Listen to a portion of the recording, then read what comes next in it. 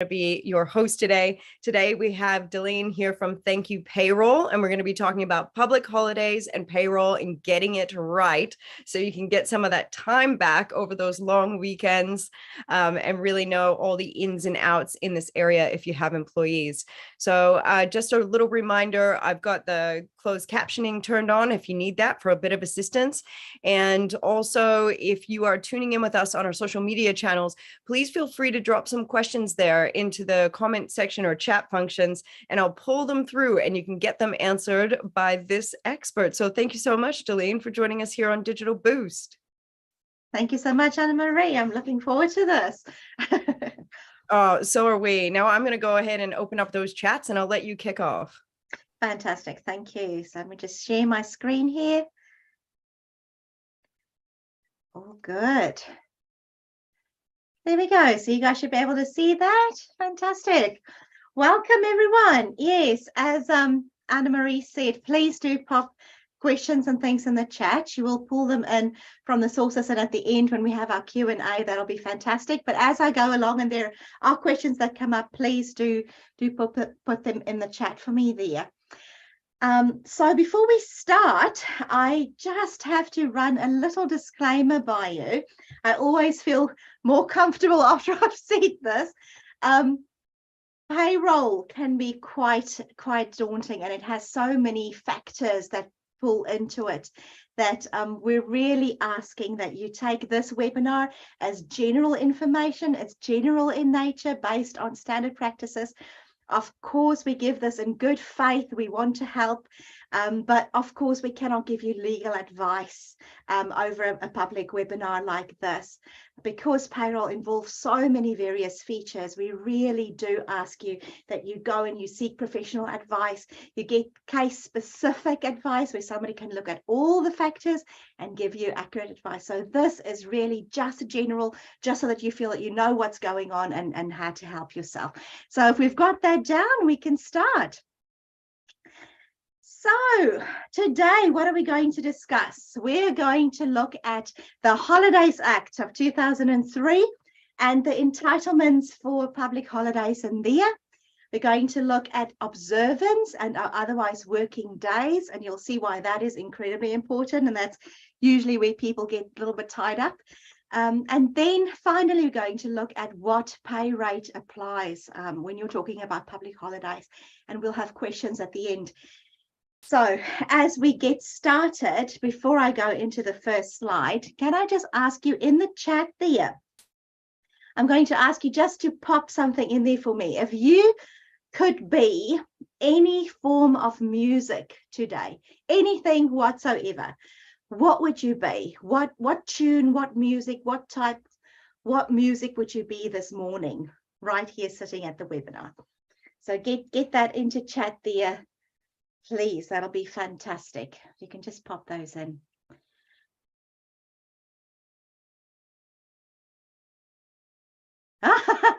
Reggae, I love that.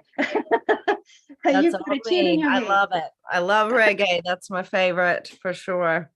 That is awesome. Relaxing vibes. And we've got R&B. There we go, Jim Beats. That's it. Keep going. Howdy melodies. I think I'm a bit of a marching band this morning. You probably heard as I started, I'm like, get in there, get in there. Okay, so great. As you pop those in there, you have found your chat. Please do use that throughout the webinar. And as I have your chat up this side, so if I look slightly to my left, it's because I'm checking your chat, just so that if something pops up that I can address as I go on, I will do so.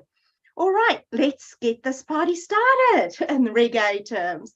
Right, first of all, we're looking at our public holiday entitlements in the Public Holidays Act of 2003. So when you think public holiday, think Public Holidays Act. That's the law that governs what we do on a public holiday for our employees.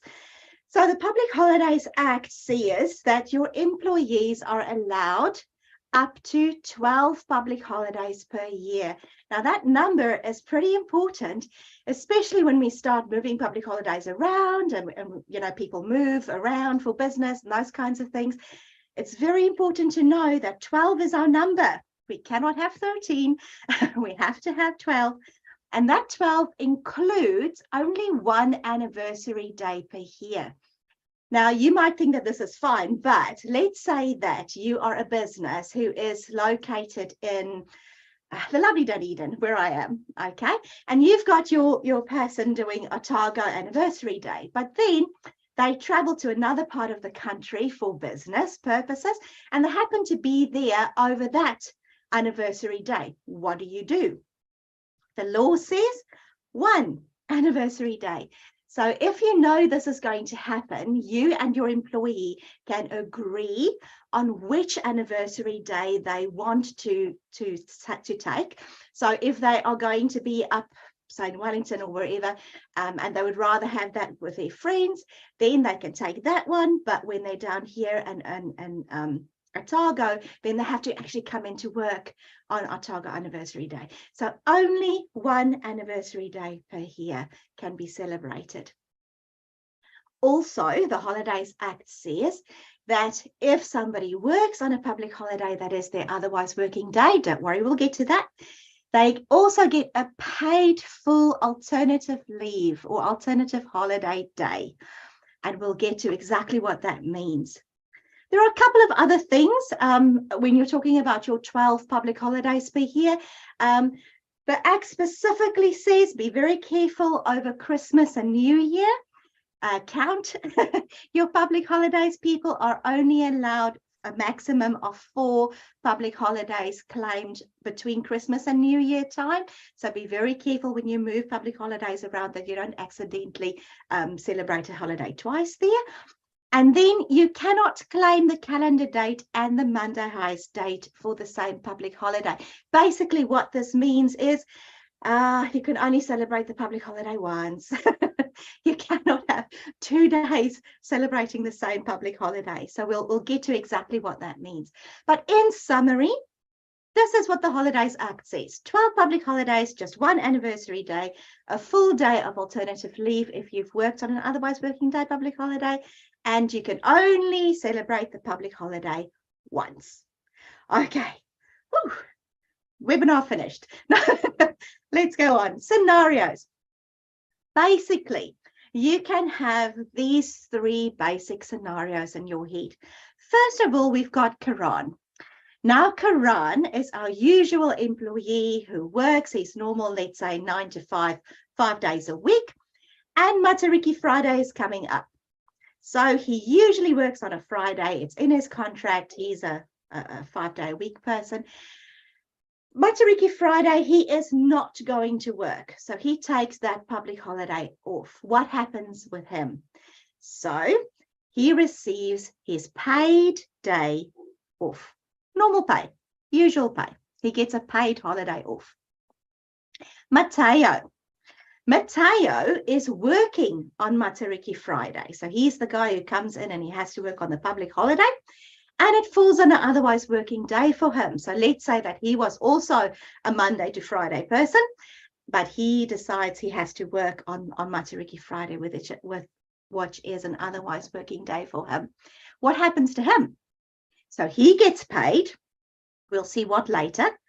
But because he's coming in and is actually working on a public holiday that's an otherwise working day for him, he also gets a full day of alternative leave. Okay, we'll see why. Our third scenario is Sarita. Now, Sarita is your typical really nice employee. She doesn't work on a Friday. Fridays are not her work days, but man, she sees the business needs her, and she's going to come in and volunteer to work on her public holiday. We love Saritas, right? What happens with her? She is paid, obviously. She's not the volunteer, she's paid, but she doesn't get alternative leave. Why? Let's have a look. What is alternative leave? Alternative leave is a day of leave given to an employee who has worked on a public holiday that was an otherwise working day for them. So it's your reward. Alternative leave is your reward for working on a day that you were supposed to work, but that you could have taken off and still be paid for it. So alternative leave is a very specific term in the Holidays Act, and alternative leave has rules connected to it. Why do I say that? Because alternative leave can also be called alternative holiday, but then some people call it day in lieu. And that is actually not the same as a day in lieu. So I say this very, very clearly, so that if your payroll situation at the moment does not differentiate between alternative leave days and other day in lieus, make a plan to do so, because day in lieu is not really protected under the Holidays Act in the same way as is alternative leave. Alternative leave has rules that you have to show when you're audited. Day in lieu is sort of a understanding between you and your manager. It's when you work extra hours so that you can take a day off or come in an hour later the next day, and you normally need to take it within like 2 weeks, or whatever your rules are. That is a day in lieu. So it's not the same as alternative leave or alternative holiday. So please separate those two in your minds. Alternative leave, alternative holiday is directly connected with working on a public holiday. That is your reward. And if you do not get that, then your employer is in breach, or you as an employer is in breach if you do not offer that. So when do they get an alternative leave day? Alternative leave day is only when an employee is working on a public holiday that is an otherwise working day for them. So if they do not normally work on a public holiday, like Sarita here, she normally takes Fridays off. She only works 3 days a week or whatever, but not a Friday. And she offers to come into work. She does not get that alternative leave because she has volunteered her off day to work. Mateo has to come in on the public holiday. That is his otherwise working day. He always works Fridays. Okay, so if he works the public holiday Friday, he didn't get his day off. He didn't get the public holiday like Karan did, right? So he gets alternative leave so that he can take that day of rest at a different stage. So I hope that makes sense. Is that all right? Can I get a thumbs up in the chats? Does that make sense? Right. Okay. So what are the rules regarding alternative leave? So alternative leave is a full day of leave, a full day off, even if you only worked a little bit on the public holiday, that's an otherwise working day. So this is very important, especially when you have shift workers, and we'll take a look at that just now. So the hours that somebody works on a public holiday is not transferred onto the alternative leave day. The alternative leave day is a full day's entitlement that you have to take on an otherwise working day. So you cannot take your alternative leave, let's say, on another public holiday, because that defeats the purpose, right? You're supposed to have 12 public holidays. So if you're working on your public holiday that is an otherwise working day, the alternative leave becomes one of those. It counts. Okay. Payment for an alternative leave day is calculated at the time that you take it. So alternative leave days accumulate, so they do not fall away. You don't have to take them within a specific time. You keep them. As long as soon as you take them, then the calculation is done for what is paid. So this is very important for business owners. So if you have somebody who has 3 or 4 alternative leave days stacking up from 3 years ago, I'm pretty sure that they've had a pay raise and all those things in the meantime. Okay, so please be aware that as time progresses, alternative leave does grow with the salary. It is calculated at the time that it is taken at their gross then. Okay, let's look at Karan. Karan's shift starts at 10 p.m. on King's birthday Monday, which is a public holiday. So he's got the late 10 at night shift. And it ends at 6 o'clock in the morning on the Tuesday. So basically, he only works those 2 hours on the public holiday, right? But that's his shift.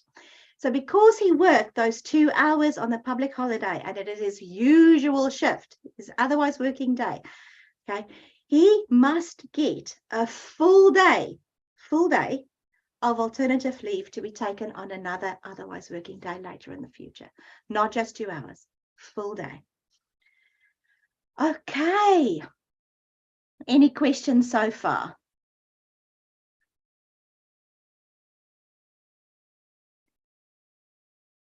Sorry, I was lost between platforms, but we do have a question. So yes, will you please mention what if the employee works agreed overtime? They're not contracted to work a full day. 15-minute computer data entry is what I'm thinking of, but they now do that work regularly on that day. Is this still a day in lieu? I've had mixed answers.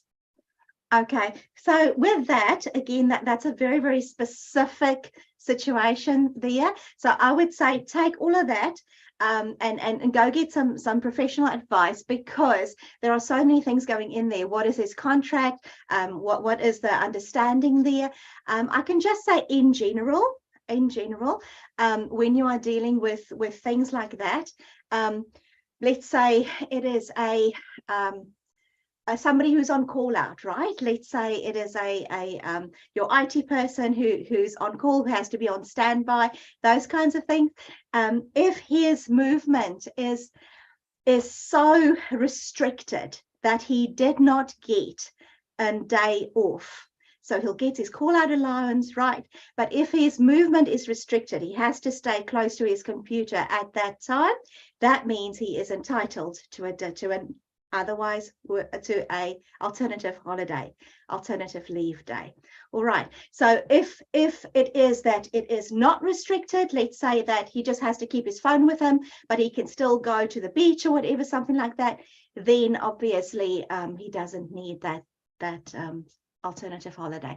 So it has to do with your movement restriction. It has to do with whether you actually were able to take a public holiday that was your right to take. So if you're going into work, Karan here is going into work. Okay, so obviously he's not relaxing at home. Okay, so he's at work, he's doing his work, even if it's just 1 hour, and he's doing his work. That means that on an otherwise working day, because he's doing his work there on the public holiday, he must get that alternative holiday. Okay, so with things that are really, really specific, the thing that is contracted, that's the word that gets me, because contractors obviously are not employees. So contractors work differently. They do not have public holiday entitlements and those kinds of things. So that's why I'm saying just maybe go and just get specific advice for that situation. But in your minds, if you're thinking about whether you should give someone an alternative leave day, think, first of all, is it their otherwise working day? Did they come into work for any period of time whatsoever? If those two things is yes, then give them their alternative leave day, and a full day. That's not negotiable. There's nowhere in the Holidays Act where it says only a full day if. There's no if. It's a full day. Okay, right. So I'm going to move on to the next slide. Right.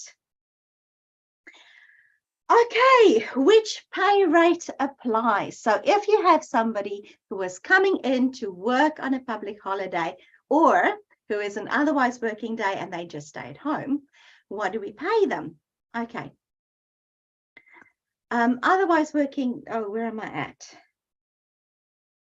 Sorry. Otherwise working day, I've sort of lost my plot there for a minute. Let's have a look at the otherwise working day. A day that an employee would have been working had it not been a public holiday. So if it is an otherwise working day, public holiday entitlements and apply. So that's very important to correctly estimate whether something is a otherwise working day or not. Okay, so that is dealt under Section 12 of the Holidays Act. That tells you how to determine whether something is an otherwise working day. Now, what is really interesting is the Holidays Act talks a lot about agreement. So If by agreement somebody understands that this is the otherwise working day or not, if you can just note that and they can sign off on it, and then that's fine. So no surprises. We don't like surprises in getting paid. So you have to agree with somebody. Is this your otherwise working day? What is your pattern? What is your agreement say, employment agreement? And they must understand. There mustn't be doubt in their minds. Should I come in? Shouldn't I come in? Would I get paid? Wouldn't I get paid? So agreement is very, very important, those clear lines.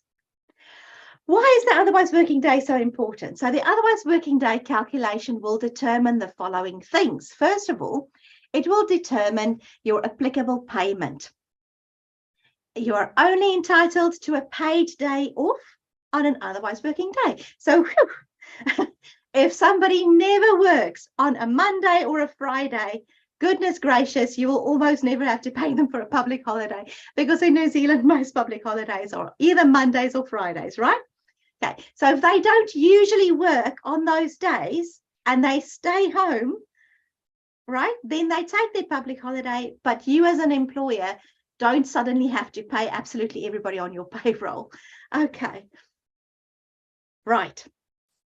Alternative leave entitlement is only if somebody works on an otherwise working day. I think we've got that down right now. Okay. What happens if a public holiday falls over a weekend? Now, this is where something called Mondayization happens. You must have heard that term somewhere. And I don't want you to be confused about this, because it's actually really very, very simple.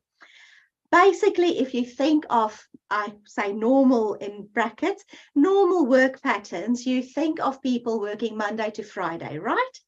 So if you've got your Monday to Friday people, that's perfectly fine. Saturday, Sunday, they don't work at all.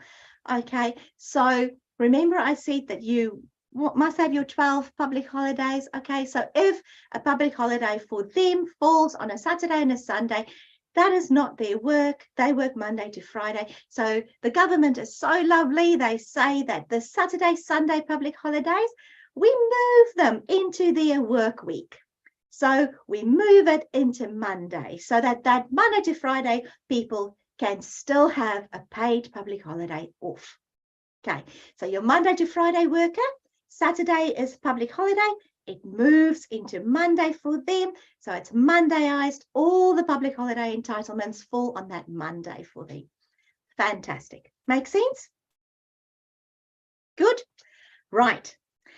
What happens if I don't work on the Monday?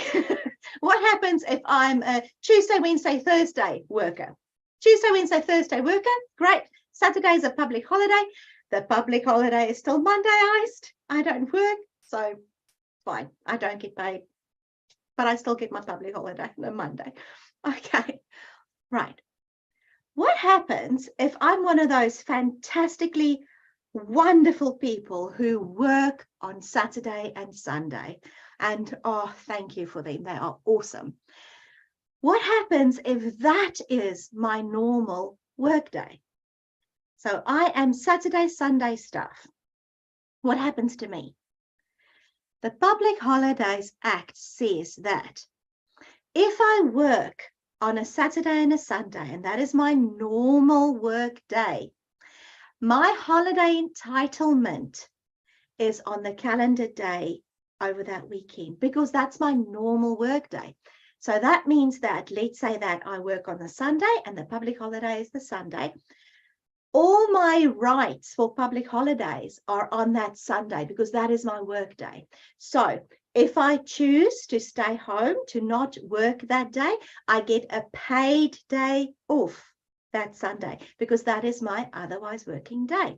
If I come in, I get my special holiday pay, which we'll talk about just now, and I get one alternate leave day for that Sunday. It is not moved to the Monday also. Remember what we said in the beginning. You can only celebrate a birthday. You can only celebrate a public holiday once. So if it's the Sunday, because it's my otherwise working day, that is where it lies. It isn't Mondayized.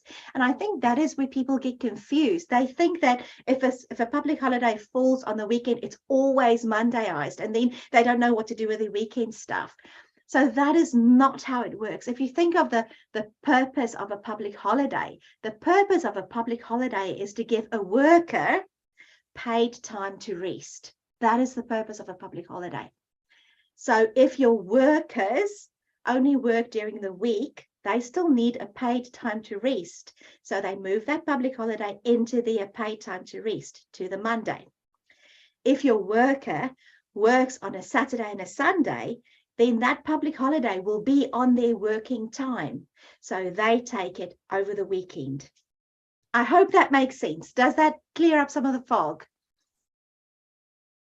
I think so. We're pretty good on questions right now. Yeah. We're pretty good on questions. Okay, awesome. Let's have a look at some scenarios here. Okay, so Aurora works Monday to Friday. So she's our usual Monday to Friday person. So public holidays falling on weekends are Mondayized for her. Yeah, whether she works on a Monday or not, regardless. Mateo works Thursday to Sunday. So he is our weekend staff. So he observes public holidays falling over the weekends on their calendar date on the weekend. Makes sense. Okay. So here's your question. Sarita works Saturday to Wednesday. So she is Saturday, Sunday, Monday, Tuesday, Wednesday staff. When does she observe her public holidays if they fall on a weekend? Is it on the calendar date on the weekend? Is it the Monday days? Or is it both? Calendar date and Mondayized. Quickly, ABC in the chats. ABC in the chats.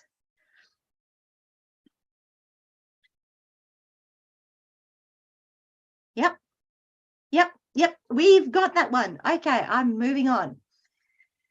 All right. Now, determining the otherwise working day. It sounds really clear. Usually, it's really clear because people have an employment agreement.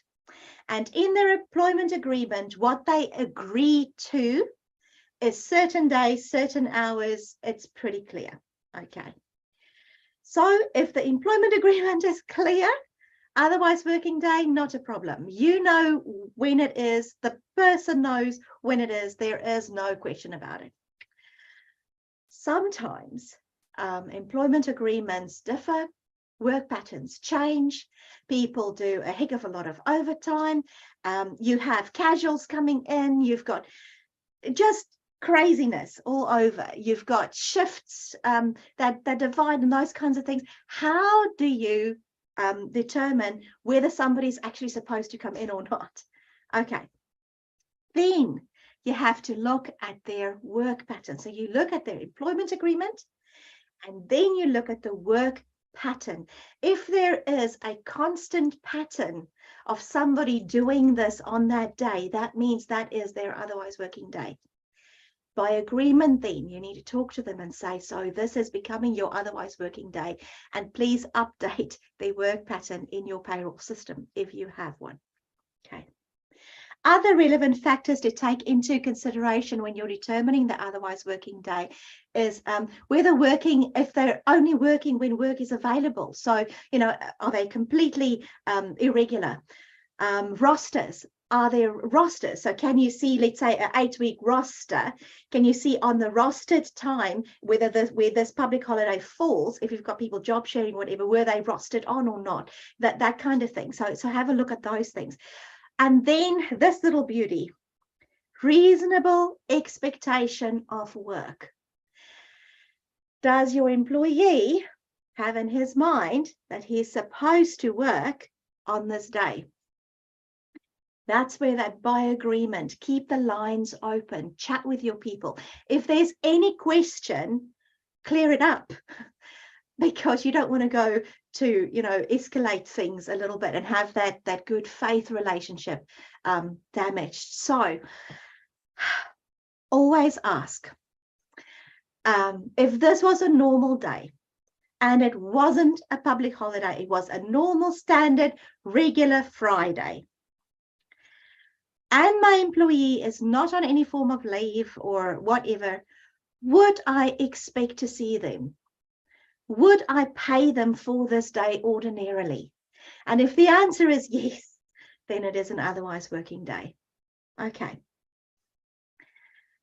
Let's take a look at the scenarios here. So Sarita is on planned leave without pay. Now, planned leave without pay is an interesting one because you do not pay them for those days, right? Remember, do I ordinarily pay them for this day? So you don't pay her for this day. So if a public holiday falls within the period where she is on planned leave without pay, you don't pay them. So now just because it's a public holiday, you don't pay them for that public holiday because it's not an otherwise working day for her because she's on planned leave without pay. If she's on planned leave with pay, annual leave, you know, if you're paying her public holiday, you guess what? Pay her, right? Because it's within her working otherwise working days. All right. If it's on her otherwise working day, you don't have to pay her just because she never works on a Friday and now suddenly she's on leave and now you've got to pay her. No, you get that right. Okay. Garan is on sick leave over a public holiday. So you can only take sick leave on otherwise working days. So if he's on sick leave on a public holiday, this is an otherwise working day for him, right? If you are confused, if there are things and you just want to second check this before you go and get your legal advice because it's a bigger issue than you thought, there is help. Yay. Okay. Employment New Zealand has a wonderful otherwise working day calculator. And the links are here in my slide. You're welcome to just click on there or otherwise go to Employment New Zealand's website and search in the search otherwise working day calculator. And it'll take you there. And it's basic questions. It literally just asks you, you know, what employment sector are you in and things about the employee that you need to know. And that'll help you to determine this. So please remember, this is always good. If you know what tools to use, it makes your job so much easier. All right. I just want to see what we're doing with time. We're okay with time. So, is there an otherwise working day scenario that you can think of that we want to just quickly do together? If you can pop that in the chat as well, we can have a look at that if there's time, or we can have a look at that at the end. Yeah, before we move on. Are we still good? Happiness. Okay, here we go. Which pay rate applies? Right, so now we have figured out who is going to be in the office or at work this day. We know whether it's otherwise working day or not. Now we need to figure out what to pay these people. Great. Okay. In order to comply with the Holidays Act of 2003, it is important that the correct calculation is used for calculating payment for public holidays and alternative leave. So, public holiday and alternative leave is all about the value of a day. What is this day worth to my employee? It's the value of this specific day, the value of a Friday, the value of a Sunday. So it's the value of this day. What do I pay them? The Holidays Act says that you always try first to find the relevant daily pay for that employee. That's your first stop. And if you found that, great. Okay, relevant daily pay. Then if you found that, you stop. You don't have to look any further. Okay, so relevant daily pay. What is it? Relevant daily pay is what the person expects to be paid on that day for working that day. Usually, if it wasn't a public holiday, this is what they would expect to be paid. Always use relevant daily pay to calculate pay for public holidays and alternative leave. Why do we use it? Because the employees generally expect to be paid their relevant daily pay. They know what they're supposed to be paid for a Friday. So if they don't see that, questions will start to rise, okay? Using relevant daily pay will always comply with the Holidays Act. You can't underpay them, you're fine. In most cases, relevant daily pay is easy to calculate, especially where you have, you know, your salaried employees and you know they get paid, I don't know, 500 a day, 300 a day. You know that is what it is. So that's the relevant daily pay, you're fine. What if your day fluctuates a lot? What if things are not as clear? Then the Holidays Act says, first go and try relevant daily pay. If that shows to be very, very difficult, you can go and try average daily pay. Now, average daily pay, you're only allowed to use if you cannot calculate relevant daily pay. So that's step one. If you cannot calculate that, then you can go there.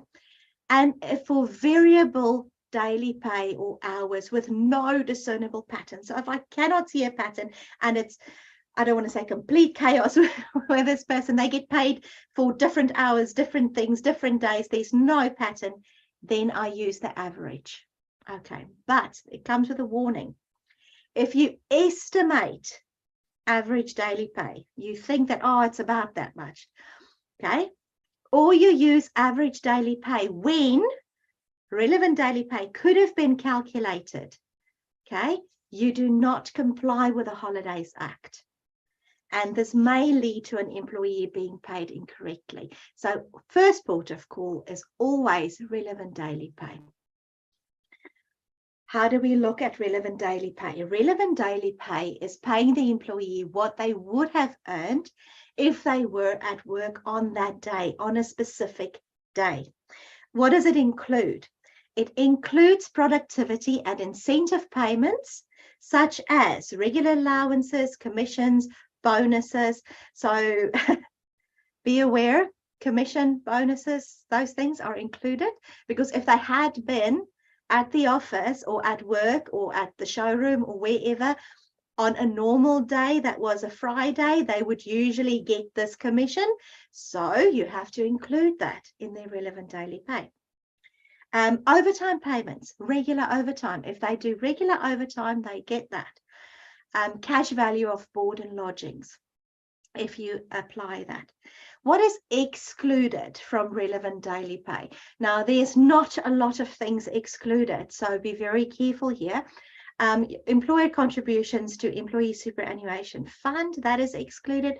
Reimbursements, because they didn't actually spend that, so the reimbursement that you get, reimbursing allowances, is not included. And non-taxable allowances such as meal allowances and those kinds of things, that is not included. Okay, so that is our relevant daily pay. That is our first port of call. We try really hard to figure this one out. If all hope fails and it doesn't help, we go to average daily pay. And this is just basic, the daily average of the employee's gross earnings over the past 52 weeks. So you take their gross from their last pay period going back 52 weeks, you take the gross, you divide it by 52, and there we go. If they have worked for less than 52 weeks, and there's a public holiday, which obviously happens because you're entitled to public holidays from day one, then you just take the average divided by the amount of whole or part days that they have actually worked, and that is your divisor then there. Some people, employers choose to have a special rate for calculating relevant daily pay. So if you say relevant daily pay will be calculated at this rate, that is perfectly fine. You're allowed to do that if it's stated in the employment agreement and it's agreed to. But there's a but. It must be no less than the minimum entitlement as defined in the Holidays Act. So you cannot contract your way out of the Holidays Act. If you have a special rate, you must make sure that that special rate is no less than what is defined, and that is the relevant daily pay in the Holidays Act. Let's take a look at some examples just for you to understand how important this is to actually do this correctly and to go back and look at the work pattern. So we've got Aurora here. So Aurora, remember, she works Mondays to Friday, but she works variable hours between 3 to 9 hours per day. Okay, so her schedule is all over the place. Because of a variable work pattern, her employer cannot work out her relevant daily pay for this Good Friday that was coming up. So they looked to try to find a work pattern. There was none. So what do? So they go and they do her average daily pay. So they take her gross earnings over the 52 weeks from the last pay period, and that was 35,000, divided by her whole or part days worked, and this includes paid leave because paid leave continuous employment. So that's 200 days, and her average daily pay for the year is $175. Okay, so if she takes Good Friday off at work, she doesn't go in, she stays at home, she gets paid $175 for that day. This scenario only applies to this Good Friday.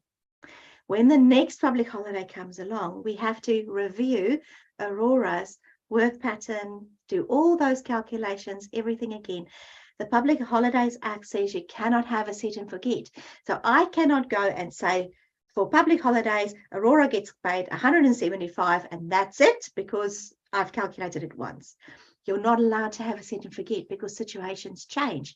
Let's look at how her situation changed. Okay, so although Aurora works still her variable hours, Monday to Friday, 3 to 9 hours per day, she has been working 6 hours every single Friday for the last 13 weeks.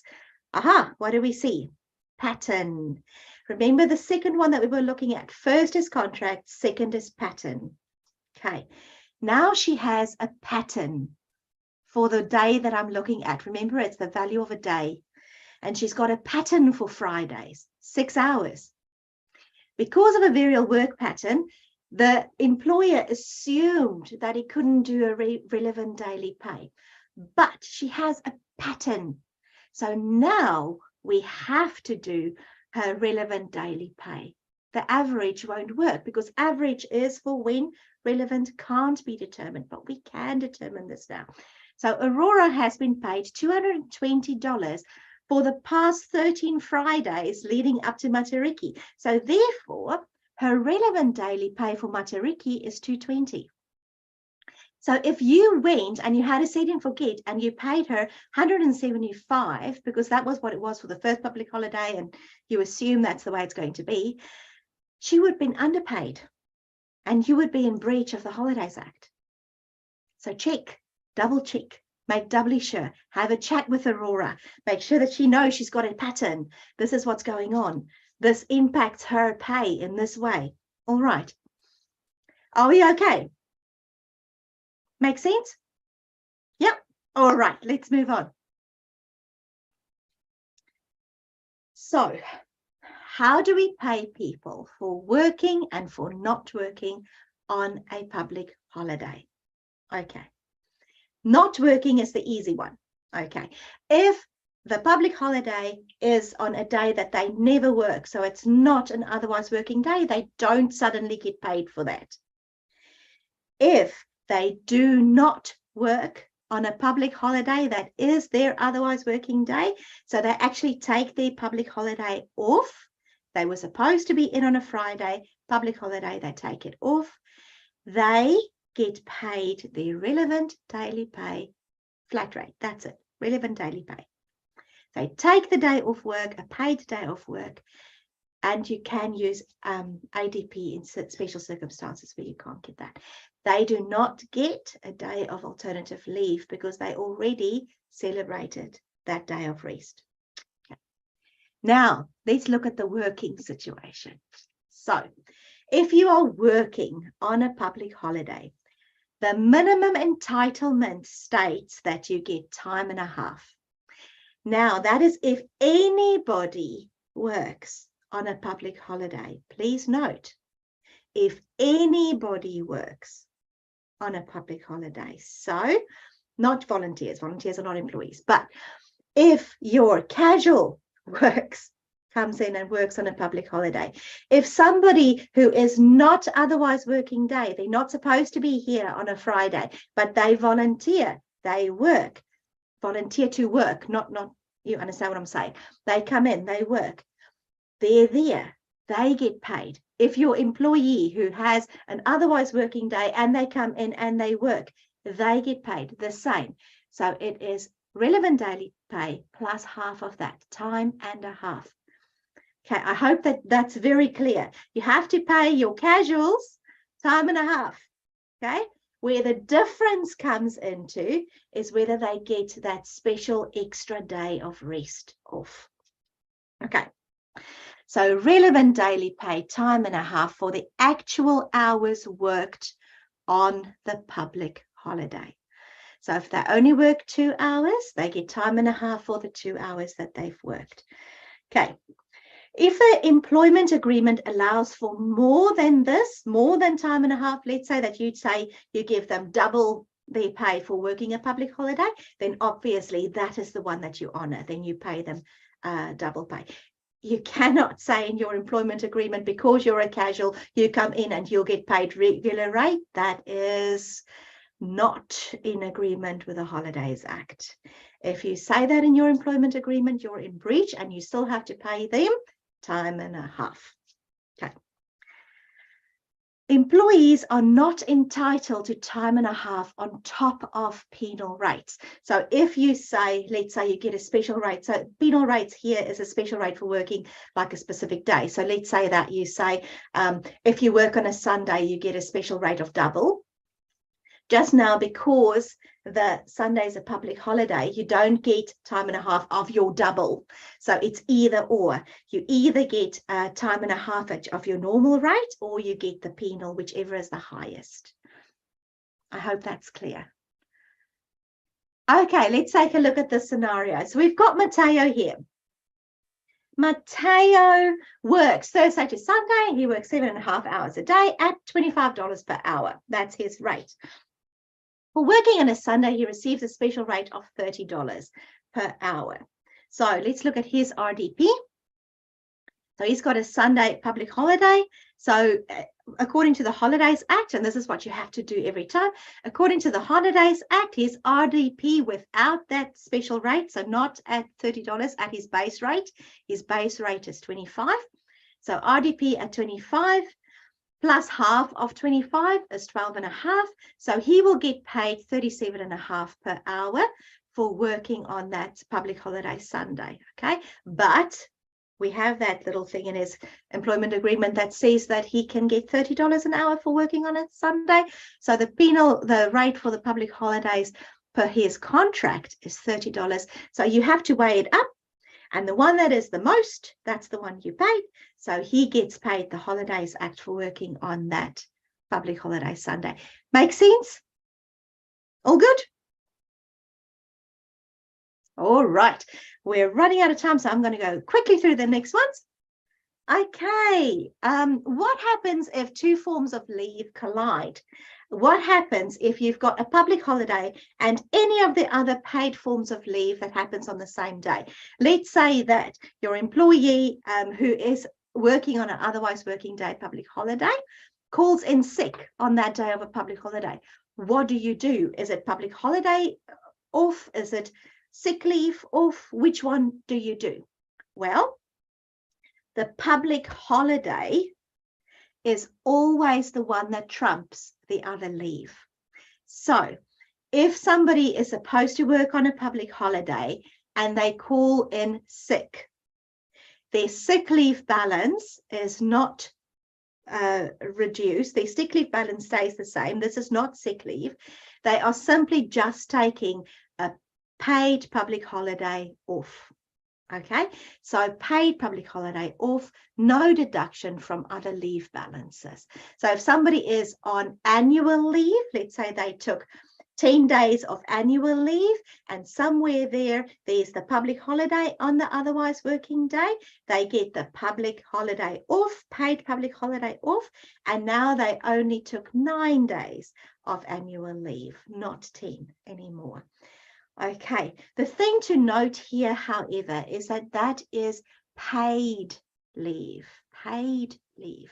So if it is not an otherwise working day, so if they're not on paid leave, then you do not automatically then have to pay them for the public holiday. They're on unpaid. It's not their otherwise working day. So just remember that one, especially so. Like, remember that example that we had when she was on 2 weeks of unpaid leave, you don't pay for the public holiday. receiving ACC weekly compensation from week 2, where the ACC pays. Week 1 is the employer pays, so you pay them for a public holiday in there. But from week 2 onwards, you are not by law required to pay them for that, even if you top up. It's not an otherwise working day for them. All right, is that clear? Is that all right? Okay, let's move on. It is really, really important that you record your employees' public holidays, whether they worked, those kinds of things, because that forms part of their holiday and leave record. So just please be aware of this. The holiday and leave record is a legal document that you are required to keep for no less than 6 years. So every employer must have a holiday and leave record for every employee, and you are by law required to keep that for 6 years. So if you remember somewhere there, oh yeah, he took his alternative leave day somewhere, that's not good enough. So that's why it's so important to have that distinction between alternative leave days and days in lieu, because days in lieu or time in lieu isn't part of this. So be very, very careful with having your alternative leave days really well written down and recorded. The information that has to do with public holidays that you have to have in your holiday and leave record includes the number of hours worked on any public holiday. So you have to record how many hours they've worked, the dates and the payments for public holidays worked. So which days that they, because remember, some of them can be Mondayized, they can be on the calendar day, those kinds of things. So you need to keep that information on agreed transfer of public holidays. If you transferred your public holiday, it's by agreement. Your employee has to agree to this, and you have to have that documented where it was transferred to, and those kinds of things. Date of alternative leave entitlement. So when did they become entitled to that alternative leave? To check, if you're audited, to check that they worked, they did get an entitlement, yes. Did they take it, or is it still accumulating? Dates and payments for unworked public holidays or alternative leave. So if they take the day off and it's an otherwise working day, you have to have that, and you have to have the payment. So you have to say whether it was relevant daily pay or average daily pay, so that that calculation can be checked and double checked, and make sure that you didn't miscalculate on that day. So these things form part of a legal document that you are entitled to keep. So public holidays is not a nice to have. Public holidays is something that is definitely recorded and managed by law. So that is very important. Then, oh, we're near the end. Almost feel like you want to have a big stretch. I've got a couple of changes on the horizon that I just want to bring to your attention. I don't know if you're aware of this, so I just like to bring this up. The first thing there is that some of the banks are shifting to a 7-day processing, including processing on public holidays, and that is from the 26th of May. So some of the banks, so I would suggest that you maybe get into contact with your bank and your payroll provider or whoever you're working with and find out how that impacts their service or so on. But just as a business owner, it's very important to be aware of this 7-day processing that is happening, and just find out how that impacts you. And then the second thing is, we've just spoken so wonderfully and beautifully about the Holidays Act, and I do understand that it is quite a complicated piece of work, and it is under review at the moment. So if you were not aware of this, the Holidays Act is under review. They had a whole committee, a task force, to have a look at this, to try and make it a little bit clearer with some of the ambiguities, try to take that out of it and so on. They've made 22 recommendations. It hasn't been fully approved and in practice yet. So we're waiting for this to happen. So there will be changes to the Holidays Act coming. but I cannot tell you when. They were saying somewhere in 2023, but that has been postponed now again. So yeah, stay hooked on this channel and we'll update you. And then lastly, just a quick one. I've got a quick summary here for you about the public holidays pay summary, because we did a heck of a lot of talking, but this is the basic. This is what you need to know. If somebody is not working on a public holiday and it is an otherwise working day for them, they get the usual pay and they have their public holiday. If they are not working and it is not an otherwise working day, they were not supposed to work anyway, you don't have to suddenly pay them. If they are working and it's an otherwise working day for them, they get paid time and a half and they get an alternative leave day so they can have a paid day of rest somewhere else. If they are working and it is not an otherwise working day, they say, I want to come in to help. They get paid time and a half, but they do not get an alternative day. And if they are only employed to work on a public holiday, your casual or those people who only come into work, they still get paid time and a half, but they don't get an alternative leave day. So this is a beautiful summary. Right. So we have come to the end. Do a good stretch there. I've got some more resources for you. I'll pop them in the chat box if you want to. But yes, have a look at that. There's my contact details there. If you have any questions, we'd love to help. Yeah. I'm just going to leave that up. You are so well versed in this. I'll tell you what, like I do not know how you know all of this information. It is amazing.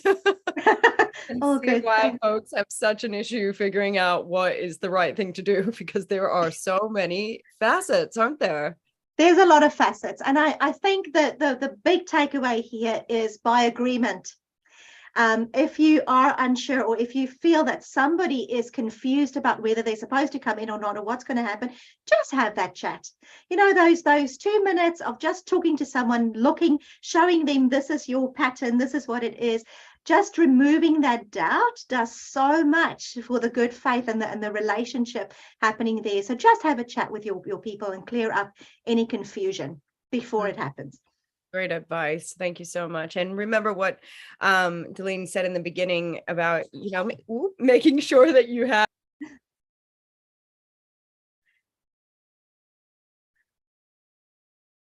Oh, sorry. That's all right.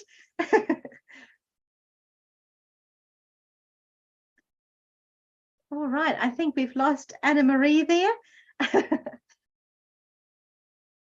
Sorry. That's the first time it's happened, actually. So there you go.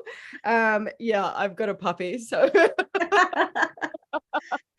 she's just very excited about payroll, and I'm super embarrassed. Sorry. Good. Yeah, I just wanted to reiterate, you did say that it is a good idea to seek legal advice. If you are unsure, you've got a specific situation, it's really important to get this stuff right. So thank you so much for that advice and for all the information. There's no questions that have come through here on Zoom, and I'll just double check the other platforms because it looks like we're in pretty good shape. So that was something that we'll all be digesting for a little while, and you may need to revisit this session. So please remember that you can watch it again later. If you're on social media, obviously you'll be able to watch it there. But if you tuned in here with us on Zoom, you'll be able to see the session either on the website, and you should also receive it in a thank you for attending email. And yeah, thanks so much, Owen. Thanks so much for those extra links on Thursday. Yeah, did you want to add anything, Dalene? No, I've popped some extra links there in the chat for you, and I will send this to Anamari as well. And you will receive the slides. I'm right, Anamari, right? Yeah, we can actually put them in as like a learning summary.